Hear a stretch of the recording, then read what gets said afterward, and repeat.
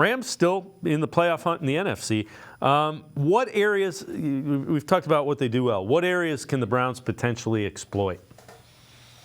Well, looking at their games since the bye week, the Rams have actually been pretty good defensively, giving up only 291 yards and 16 points to the Seahawks. Then Sunday in Arizona, 292 yards and 14 points to the Cardinals. And when you look at, you know, the Rams stats, one thing that sticks out is they do not force a lot of turnovers. They have a grand total of 9 throughout the season. So they are not a team that will take the football away very often. So it might be a chance for the Browns, who have had, all these turnovers, to really have a better opportunity to protect the football. And the Rams, I wrote about it last week when I was talking about the Broncos. They also really are not very good at pressuring the quarterback.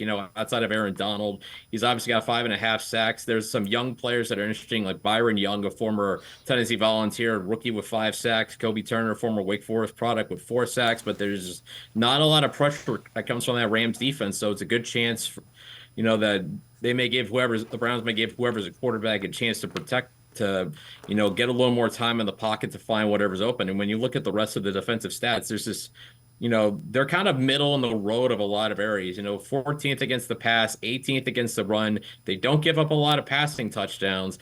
And of course, the last 2 weeks before the bye have really stood out, just the Rams holding teams under 20 points. The Browns might need to win a low scoring game. And, to get out of SoFi with a win, especially considering the issues they're having at quarterback. So yeah, that's the question. What's the blueprint? What does it look like if the Browns are going to get a win, do you think? Yeah, that's going to be an interesting one. I think the Rams corners could be a little vulnerable. I mean, you look at, the guys they have out there, including Darian Kendrick, former Georgia Bulldog, he's been prone to some penalties. I think that's a matchup. If you're the Browns, you could try to exploit with Amari Cooper. Obviously, it's going to be tricky to get for how, whoever's going to be a quarterback, make sure they get the ball to him, get him involved early. But I think the important thing for the Browns, whoever's a quarterback, you got to be able to run the football. You got to be able to establish it early.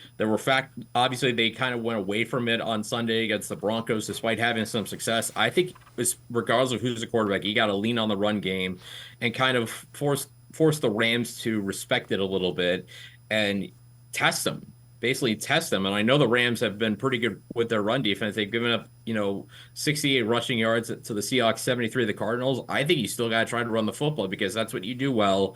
That's the strength of your football team. That's one area that hasn't been, wrecked by these offensive injuries. So whoever's on offense, you got to be able to run the rock, control the clock a little bit, and occasionally, especially if you have Joe Flacco, you got to be willing to take your shots at least a couple times to threaten that defense, stretch them out, and if you can hit a couple big plays, then that might be all you need to get out of SoFi with a win. The Rams aren't an elite team, but they're pesky. Sean McVay is a coach that you can't underestimate, and when you have one guy on the other side, Aaron Donald, who, like I said, is the greatest defensive tackle of all time, you cannot doubt this team. So this could be another tough game.